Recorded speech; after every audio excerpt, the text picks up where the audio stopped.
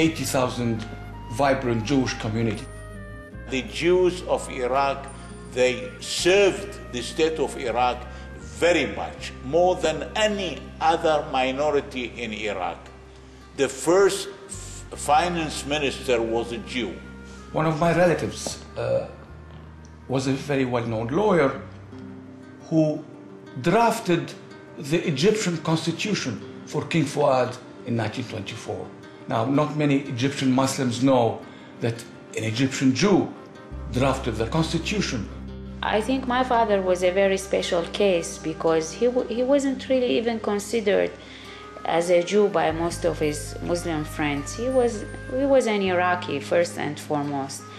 He was not only really very much knowledgeable about Judaism, but also about Quran. And and he could cite many surahs from the Quran, and he understood very well the Quran. When Muslim was invited to Jews for Saturday, he said, for Chunt, Tibet we called it, it was very honored to that Muslim that he was invited to Jews. أبجد هوس حطي كلام شكل الأستاذ بقى منسجم أبجد هوس حطي كلام شكل الأستاذ بقى منسجم. Leila Murad, she was the diva, the Barbara Streisand, if you will, of the Middle East, and she was an Egyptian Jewish woman who was a beautiful singer. And to this day, people are still listening to her music and absolutely love her. Most Arabs do not know that she's Jewish. كان فعل ماضي ما تسيبه بحاله والماضي احنا مالنا وماله كان فعل ماضي ما تسيبه بحاله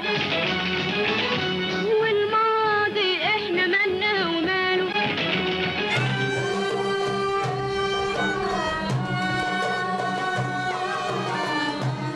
My parents left Iraq around the 50s. I was born here in Israel in the Middle East. I consider myself as a Judeo-Arab, belong to the Judeo-Arab people. World music artist Yair Dalal preserves and reinterprets Iraqi Jewish music. He learned this art form from Jewish musicians who fled from Baghdad to Israel in the 1950s. Dalal shares his passion with other Israelis and tours worldwide. I was 2 months ago in Germany for a peace concert. And I met 3 young musicians from Baghdad. They ran away, they escaped. It was in Cologne. They escaped to Cologne from Iraq. And we started to sing and play, and I played the violin and the oud. And after the concert, they came to the stage like with full of enthusiasm and tears in their eyes. He said, my father, he's a musician. He always taught me, if you want to study to play good music, to play well, go to the Jews, study from the Jews how to play. And he said, tonight I'm going to call him to Baghdad and to tell him I found Jewish young people that play your music. I listen a lot to Iraqi music. I read in Arabic. We cook the same food that we used to cook in Iraq. So I'm very much Iraqi as well. And this is the problem, because on the one hand, I have a lot of affection for the Iraqi people, but on the other hand, I am very much hurt by what happened to us in Iraq.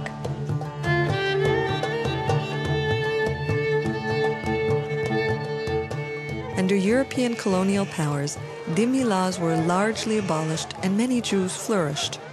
But in the 1930s, a tide of Arab nationalism swept the countries of the Middle East as they emerged from colonial rule.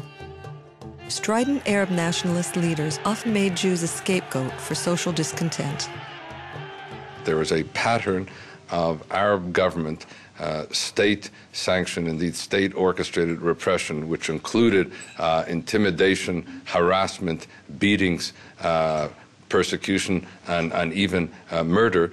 Many political parties, like even in the 40s, when the Ba'ath Party, of which everybody talks today, was exactly born along this line, some kind of dictatorial, let's say, thinking about the thing that where nationalism was very strong, exactly like National Socialism in Germany.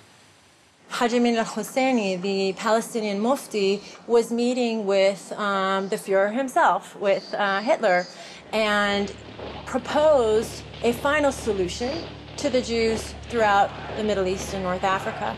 And the Hitler, of course, was delighted.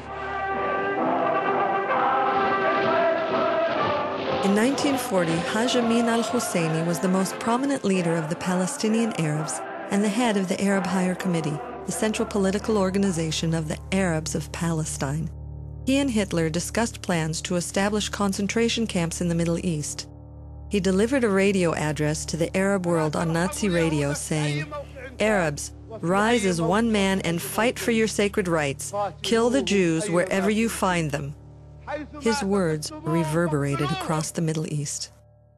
In Iraq, in the 1930s, you had the pro-Nazi government, which led to the Farhud in 1941, in which Jews were completely massacred. What happened was that the mobs went rioting through the Jewish ghetto. They would pull babies apart from their limbs till they broke. They would rape women and daughters in front of the families. They pulled the Jew among all passengers in the bus. Who is the Jew? And they did the Jew out, they killed them outside the bus. Or they entered the houses and they looted. Jews run from roof to roof.